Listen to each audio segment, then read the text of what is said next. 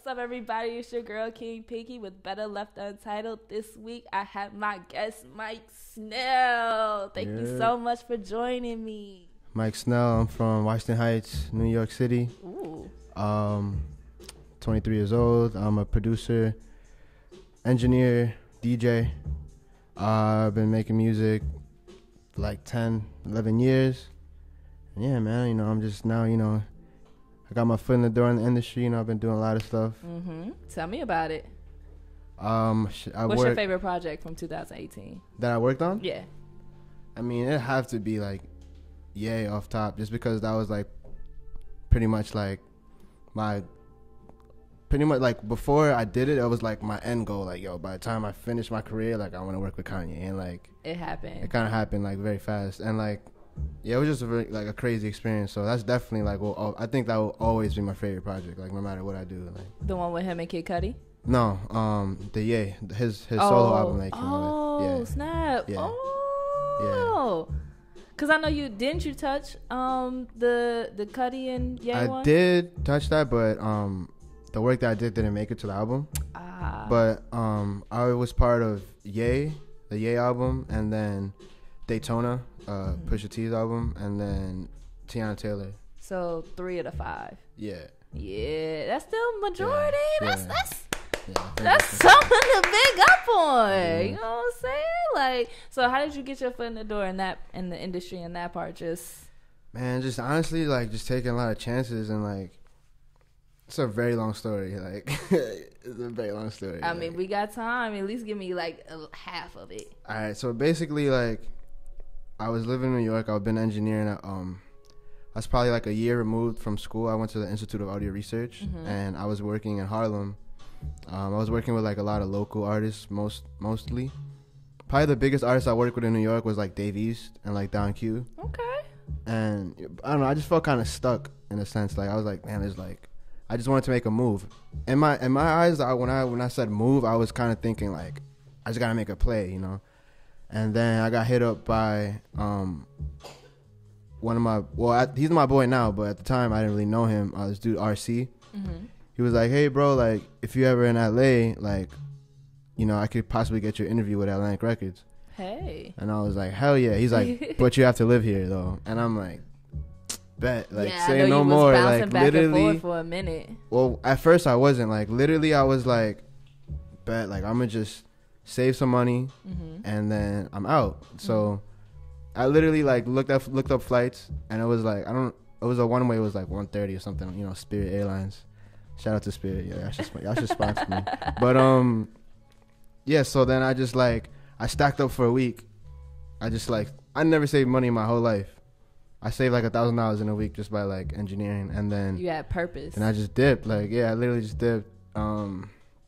Supposed to stay with this girl. I'm not gonna say her name. I was supposed to stay with this girl, and she was supposed to pick me up from the airport. It's crazy because like the way I worked with Kanye started the first day I moved to LA. Like literally, like you was destined. Like literally, like I'm a firm believer in like, well, I'm not even a believer. Like I guess I'm a believer in manifestation, the law of attraction. Yeah. The reason I don't want to say believer is because it's actually a fact. Like it's a fact. Right. Like, it is.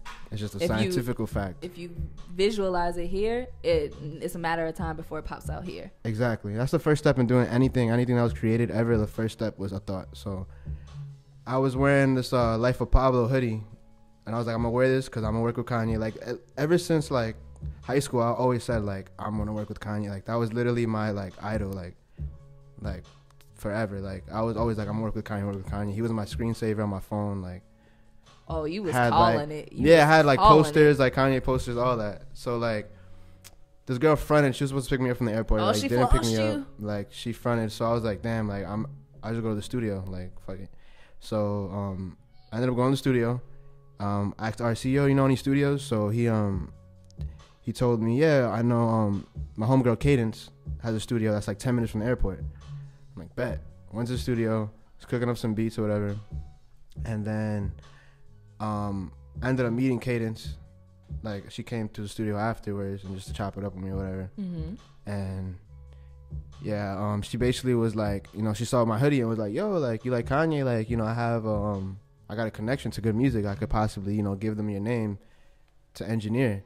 And I was like, hell yeah. Hell like, yo, yeah. I was like, yes, like, definitely do that. And I went to the bathroom. I called my mom. I was like, yo, mom, like, yo. First day. Like, I told you I'm going to work with Kanye. It's like, about to be a wrap. yeah, so, like, yeah, it was lit. Like, and then, long story short, it took, like, I got the interview at Atlantic. I ended up getting the job. I didn't really like it too much. Like, it wasn't really what I wanted to do. Every day I kind of was just waiting for that call from Good Music, you know. Mm-hmm. So eventually, like 3 months later, like I was gonna go home for Christmas, but I was like I'm gonna just stay here. Like I just had a feeling they were gonna call me. Like something that told me they were gonna call me. So I was hella depressed like on Christmas because like it was just me, my roommate, and his aunt. Waiting. It was like mad awkward, like. Cause we're all alone, so that's the only reason it's not we were together. Cause like, all right, like let's all get together. Like it was like, all right, we ain't got nowhere else. We to got be, nobody so else. Like, why not? I mean, why not? You're here. I'm yeah, here. and I'm on Instagram. Everybody's with their family and shit. I was Depressing depressed. as fuck, Like I was yeah. so sad. So like, the next day it was December 26th. I got a call from this number from Hawaii. I'm like, what the hell? Like, picked up the phone. Hey, is this Mike Snell? I'm like, yeah. And it was Che Pope from Good Music, and he's like, yo, like, there's no engineers in town. Like, if you're available tonight, I need you to come out work with this new kid. I'm like, yeah, hell yeah, like, hell I'm yeah. on it. Yeah, so I'm there. like, yes, I was happy. Went to the studio and it was Sheck West. It was a Sheck West session. Oh shit. Yeah, I didn't know who he was at the time. I had no idea.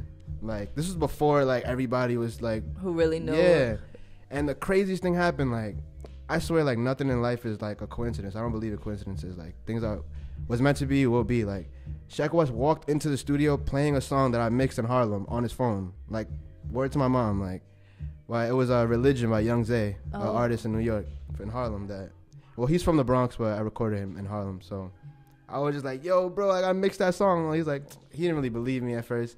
I'm like, yeah, Young Zay, that's my boy. He's like, really? And then like he called him and I was like, oh, like he really does know this dude. So it's crazy. And Sheck West is from Harlem. Like I worked in Harlem. Like it was just.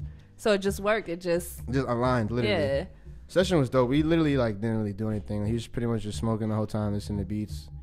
Then he went to go play basketball, and then he was playing me like his. Anything? We did. I recorded some ad libs on like one of the songs on his album. And I didn't. Get, yeah, like. Well, he recorded a verse, but I think he only kept the ad libs. Yeah. So I ended up going on his album, but I didn't get credited for it, but whatever. So you know it. He knows it's you. You know it's you. So like that was that, and then I went back to work with Atlantic for a couple more months, and then things weren't going too well for me. I was kind of contemplating going back home. It was like February. Mm-hmm. I wasn't happy. I'm like, I didn't like Atlantic. I wasn't getting paid what I knew I should. I was getting paid more to work in New York, freelance, than working for a label. And like it was crazy. And that's how it normally goes because they feel like, oh, we got this big name. It's because they know people are trying to work for us for free. So exactly, they know they could get anybody, be any thirsty little nigga, like will love to work for Atlantic. You feel me? So for all they care, they'll get an intern to work. You feel me? Like so, yeah. Like no disrespect to Atlantic, but like this is how the industry is. Like tell it to the camera. Like, let them know. People don't give a fuck about you because at the end of the day, they know that. You can anyone's replaceable, like for real, like anybody's replaceable. If you like, think that you're never secure in your position in the industry, no like, matter how good, like, no matter how good, never, because there's somebody coming for your spot. There's always somebody coming for your spot watching you, always. So yeah, I was just like unhappy and like it's crazy because I had got into like a little altercation with one of the head guys at Atlantic because he was being disrespectful and I don't play that shit. Like from New York, like you cannot the shit like, out of you, boy. In LA, like people are very passive and like especially in the industry, people don't want to get people mad, so they're like, I'll just let people talk to me. However, I don't fuck with that shit. So yeah. I was like, I wasn't getting booked for a lot of sessions after that, and people were like treating me differently. Like, yeah, so I was honestly pissed off. And the craziest thing happened. Like, this is why, like, yeah, life is crazy. Like, my phone broke. Like, I just woke up one day and it wasn't turning on. Like, I didn't know why. So like. I didn't have money, so I had to ask my grandma for some money to get a new phone. Went to the AT&T store. I had my phone. I'm like, yo, I had a feeling it still worked for some reason, so I had it plugged up to a charger while I was still like getting my phone. Yeah, so got the phone, paid for it, whatever. Walked out the store, and then my other phone turned on, like literally right after, and I had to spend like $300. I was so pissed off. I would have been pissed off too. So, all right, so peep this. So I told you I always had Kanye as my screensaver, right? Yeah. So I had him as my screensaver. And I was like, yo, I'm about to double manifest. Like, I'll have Kanye on this screensaver also. Like, so, yeah. And I went to Atlantic to just chill with my homie, John Carlos. I was, like, venting about the whole situation. And I'm like, we started talking about Kanye. So, like, my conversations always had led up to Kanye. At this point in my life, like, I was just obsessed. I was always talking about Kanye. So what year was this? This was last year. Last year, okay. Yeah, this was, like, February, like, 2018. So... we're sitting there talking about the situation. He's basically telling me, don't sweat it. Like, I know you'll be all right, whatever. And I was telling him, the picture I had was from, like, the Yeezus tour. Okay. Yeah, so I was like, yo, this is the most slept on album of all time, like, which it is. Not of all time, but, like, it's one of the most slept on albums ever. Like, Yeezus is, like, ahead of his time. Like, eventually people are going to I'm going to have to go back and listen to it. Yeah, people... It's the one with the disc record. Yeah.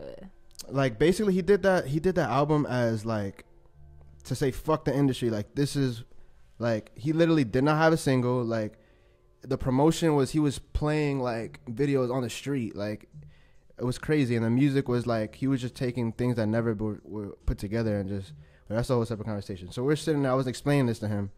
And I was literally had the two phones in my hand talking about Kanye. Word to my mother. I get a call from Hawaii again. And I'm like, yo, like, what? Pick up the phone. It was Che. He's like, yo, where are you? Like, we need an engineer right now. I'm like, I'm on my way, like, because the Atlantic Studios is, like, down the street from Good Music. Okay. So I was hyped. So I put my headphones in and I was listening to the intro to... Getting charged up. To My Beautiful Dark Twisted Fantasy. Can we get much higher? Oh, yeah. So high.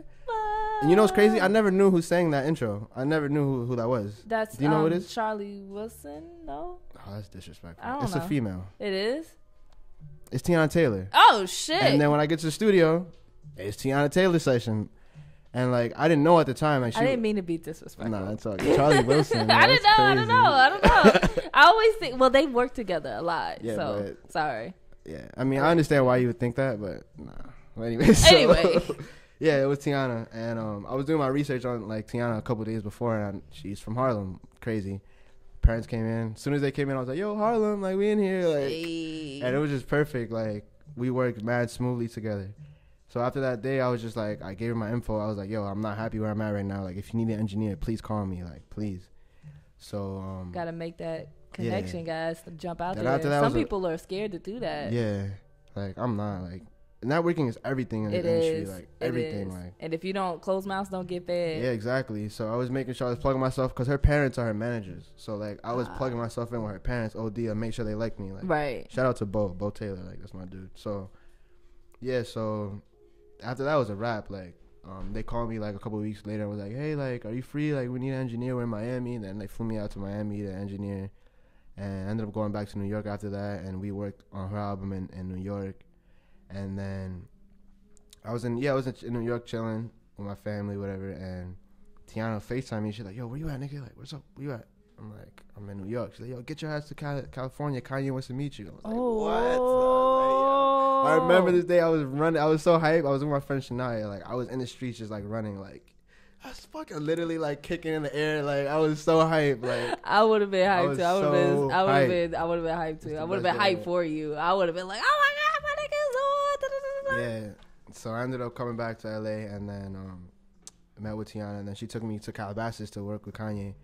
And I was so mad because, like, it was the day, like, the exact day that he came out, all that Trump stuff on Twitter. Like, the day, like, before that day, everybody loved Kanye. Like, and then everybody was on Twitter bashing him, and I'm, like, on the way to meet him, and I'm just on Twitter, like, damn, like, out of all days, like. But it don't matter because nothing gonna stop your shine anyway. Exactly, it didn't matter.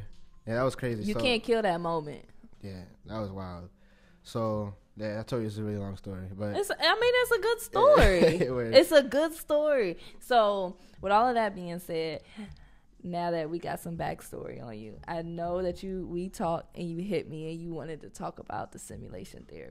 Bro, this all proves it. Like, that's what I was about to say. So it all goes into it. So I mean, that's why I wanted you to tell your background so we can, sit and talk about the simulation theory. And crazy, man. I'm going to ask you a lot of different questions. So okay. I know that you feel like, manifesting and stuff like that. Are you a religious type of person? I had a feeling he was going to ask you this question. I don't know why I had a feeling. And I also have, like, Jesus chain on. But it has to religious, do with it. Man, I'm not religious. I'm gonna be honest with you. Like, I used to be, but I feel like I used to be just because, like, I went to Catholic school, like, in, like, elementary school and stuff. I'm Dominican, so, like, Dominicans are, like, super religious. So, like, just by culturally, like. And aren't they, like, Catholic? Yeah, more Catholic? Catholics, yeah. Okay. So, I was, like, raised in Catholic church with my grandma and everything, so. I wasn't, just not by choice, I just was kind of religious. And, I don't know, as I, like, grew up more and, like, started, like, really, like, developing my mind and, like, really just questioning things, like, I really think religion is bullshit. Like, to be honest, like, sorry, grandma, but, like, it's bullshit. Like, it's so bullshit. I'm sorry. Don't mean to disrespect, like, anybody, but, like, I just think that religion is, like, is made to, like, control people. Like, that's literally the whole reason that, you know, and there's so many religions. Like, there is, you know, a lot of religions. So who's to say what's right, what's wrong, like, and religion's been changed so many times. Right. And if there's a God, like, how is a man going to tell me what God is saying? And how is there so many different interpretations? The reason there's so many different interpretations is because there's so many different cultures and different people that, like, you know, different people want to rule differently. So they're like, all right, so this religion, you can't do this. You know, it's just to control people. Okay. So no, I'm not religious. All right. So I the reason why I asked if you were a religious person basically was because when I did my research on it, a lot of people were like, okay, so if we're in a simulation, then what's the difference between, like, who's controlling it? You get what I'm saying? Yeah, right? You, like, add that in the video, like, just like that's crazy, though. Who's controlling the simulation? I don't know, man. I don't know. This is, like, why, like, I'm honestly, like, been researching this every night. Like, I'm still not, like, I don't have the answers. I know you don't have the answers, so that's why we're debating. Question. So what do you think? So that's why I said. So you're saying basically the person that's controlling it is God? No, I'm not saying that, because I don't believe in religion. I don't believe that. When people ask me, I'm like, no, I don't believe in God. If there was a God, I honestly believe that he's out creating other universes. I've said that several times. Yeah, I've said that since I was, like, in high school. Okay. So the simulation theory, I feel like, fits in with that, with my own theory of if there once was a God, like, he's not caring really about this universe anymore. He's out creating other worlds, other universes, because you can't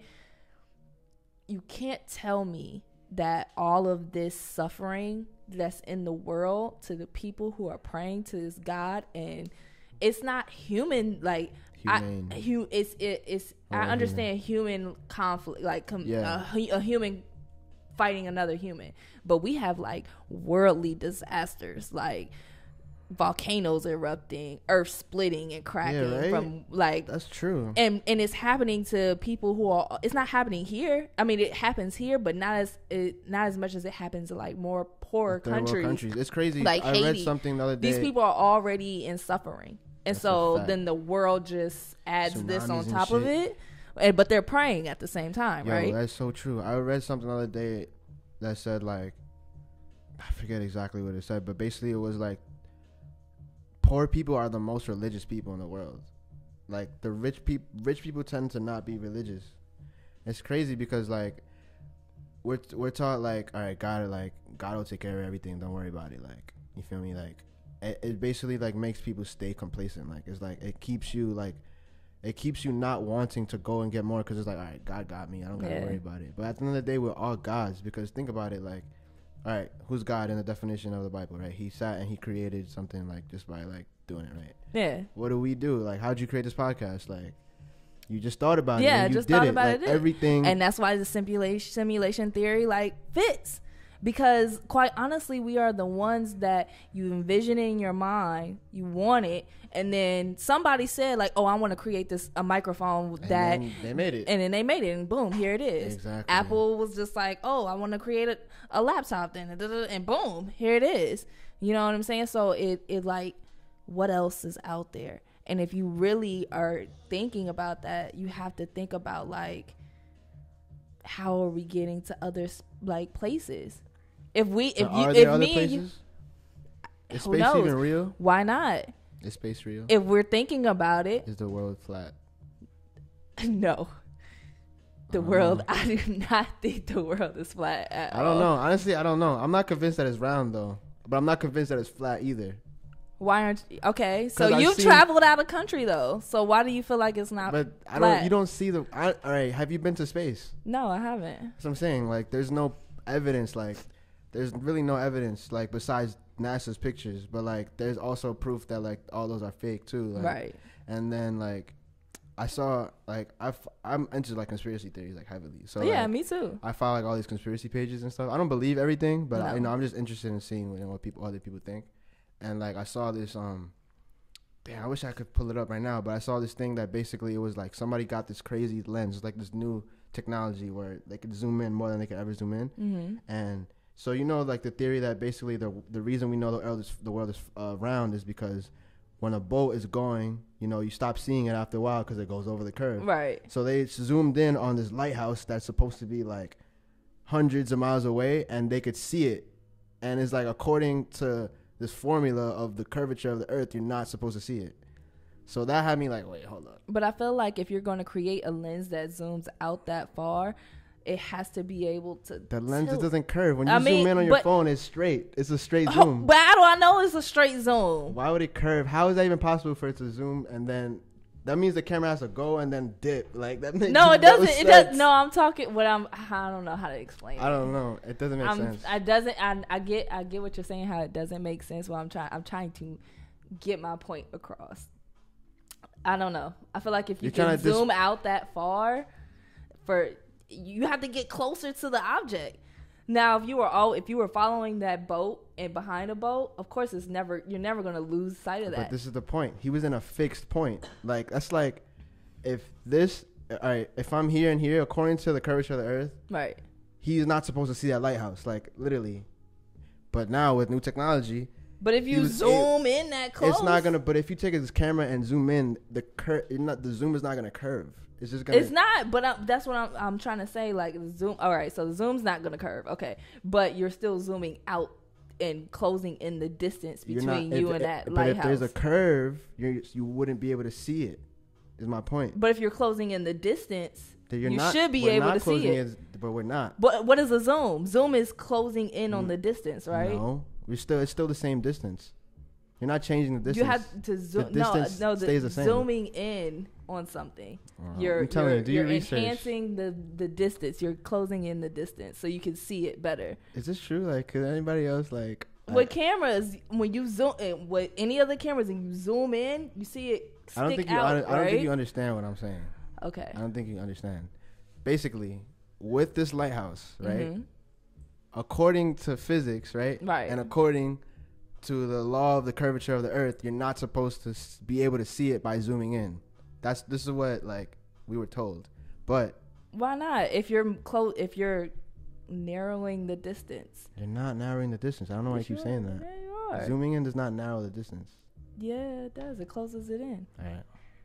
So what does zooming in do? So if I'm right here and I zoom in on your face, is narrowing the distance between you and me? Yeah, it's closing in the distance between I'm still here for the and you're lens. still there. Yeah, but the lens is closing the distance between what know. it's seeing in my face. Can we just agree to disagree on this topic? Because I don't think you understand. So what is zooming in? What happens when you zoom in? You close the distance.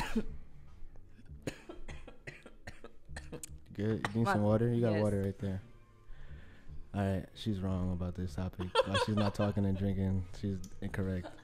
I don't know. I don't believe, honestly, to like finish. Don't die. Hold on. Can we get some help? Anybody know CPR?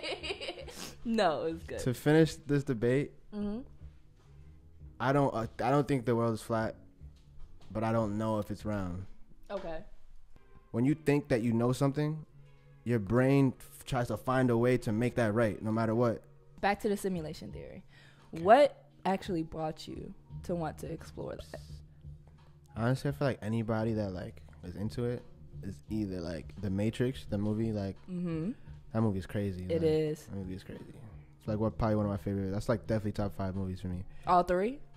Nah, just the first one. Just Second and third one is like mostly just like effects and like them just wilding out. I mean, the story still follows. Yeah, true, but I feel like the first one is more organic in the sense of like the reasoning behind the making of the movie. Like you could tell he really wanted to get into the theory of maybe we're in a simulation. Right. The second, I feel like they just did it because the first one sold out. You know, it was the biggest movie ever. So let's just do it again. And it's like boxing rematches. Like the first fight is usually the best one. Yeah. Second, third one's like, all right, man, you got pushing it.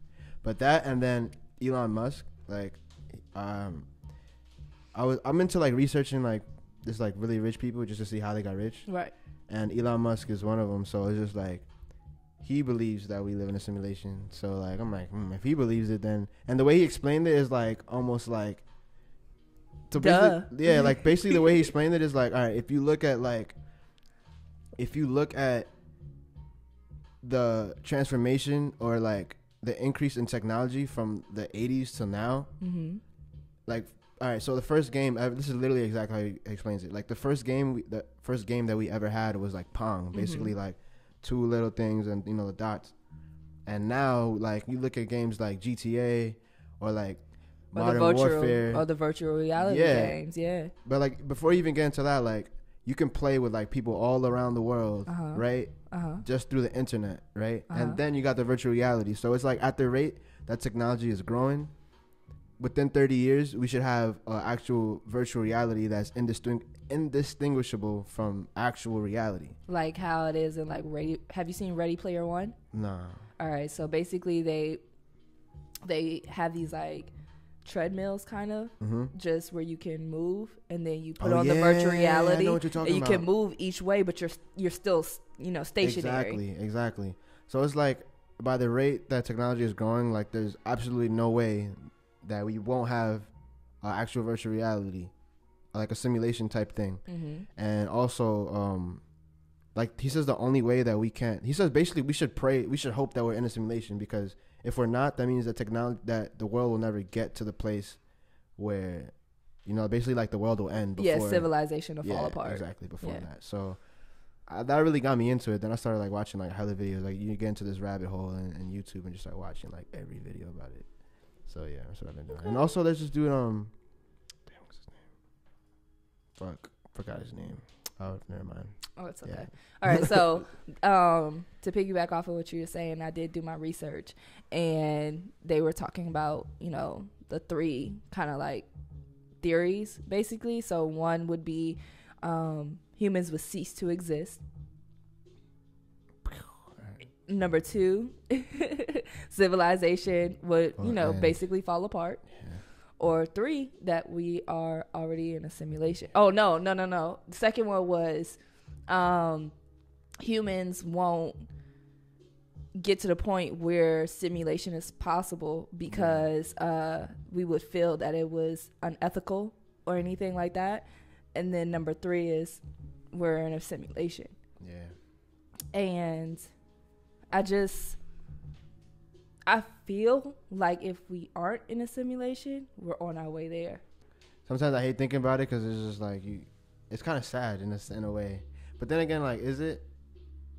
I don't know. No, it is sad. Well, not sad. I don't know. I mean, because our reality is still our reality, no matter if we're in a simulation or not. Like, this is still our reality. You feel me? So it doesn't really change anything of like how the way you should like carry yourself like throughout the day or whatever.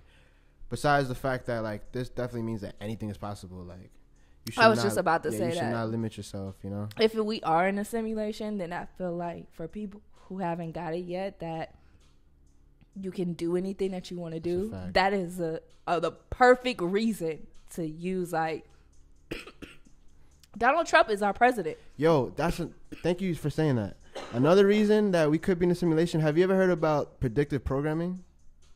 No. All right, basically, like, there's this theory, you know about it, right? There's this theory of predictive programming, and he's about to run the show. He got to run out. But, like, there's this, like, theory that, like,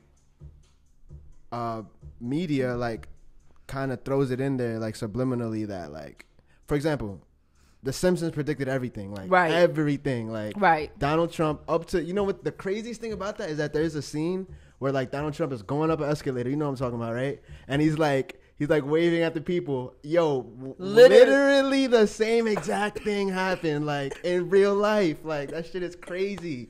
So whoever created the simulation, like is an asshole because he's just like. What if the creator of the simulation is the creator of The Simpsons? I'm going home. No, I'm just kidding. That's crazy, yo. That's fucking crazy. That's like, possible, though. You're like, all right, my mind has been blown way too many times. I'm out of here. Oh my god. What if it? I mean, hey, like The Simpsons, like you said, The Simpsons have predicted a lot of things. It's possible. Anything is possible. Anything's possible. You know what I'm saying? It's a song that goes like that. But damn. Hey, can you talk about something else, man? Like my brain hurts. My brain hurts. Like this is crazy. You wanted to talk about it. I told you we was gonna talk about it. All right, you gotta. All right. So, we'll go ahead and wrap it up from here, though, since your brain does hurt. Thank you so much for joining me. No problem. And thank you for everybody for tuning in. This was season 2, episode number 3 of Better Left Untitled. Treyway. Hey.